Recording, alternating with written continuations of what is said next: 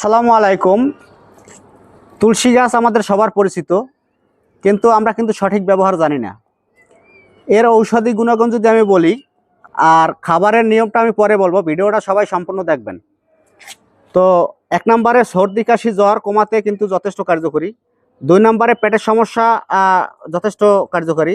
3 নম্বরে যদি মানসিক চাপ, ব্রেনের চাপ থাকে, এটার জন্য যথেষ্ট কার্যকরী। এটা আমি নিজেই ব্যবহার করছি, আমি অনেক সুফল পাইছি।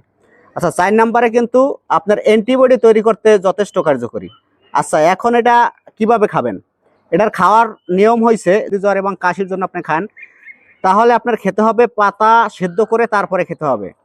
আর যদি আপনার মানসিক চাপ কমাতে আপনি এটা খান, তাহলে এটা খাইতে হবে সকালবেলা খালি পেটে। আপনি 3 থেকে 4টি পাতা খাবেন, এর বেশি খাবেন না। এই 7 দিন খেতে হবে, তাহলে আপনার মানসিক চাপ যথেষ্ট পরিমাণে আপনার নিউট্রালে থাকবে। তো ধন্যবাদ, সবাই ভিডিওটি শেয়ার করবেন। আসসালামু আলাইকুম। তুলসী গাছ আমাদের সবার পরিচিত, কিন্তু আমরা সঠিক ব্যবহার জানি না। এর ঔষধি গুণাগুণ যদি আমি বলি, আর খাবারের নিয়মটা আমি পরে বলবো, ভিডিওটা সবাই সম্পূর্ণ দেখবেন। তো 1 নম্বরে সর্দি কাশি জ্বর কমাতে যথেষ্ট কার্যকরী। 2 নম্বরে পেটের সমস্যা যথেষ্ট কার্যকরী।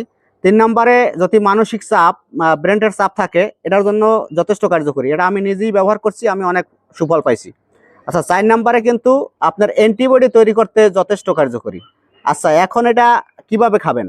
এটার খাওয়ার নিয়ম হয়েছে, জ্বর এবং কাশির জন্য আপনি খান, তাহলে আপনার খেতে হবে পাতা সেদ্ধ করে, তারপরে খেতে হবে। আর যদি আপনার মানসিক চাপ কমাতে আপনি এটা খান, তাহলে এটা খাইতে হবে সকালবেলা খালি পেটে। আপনি 3 থেকে 4টি পাতা খাবেন, এর বেশি খাবেন না। এই 7 দিন খেতে হবে, তাহলে আপনার মানসিক চাপ যথেষ্ট পরিমাণে আপনার নিউট্রালে থাকবে। তো ধন্যবাদ, সবাই ভিডিওটি শেয়ার করবেন।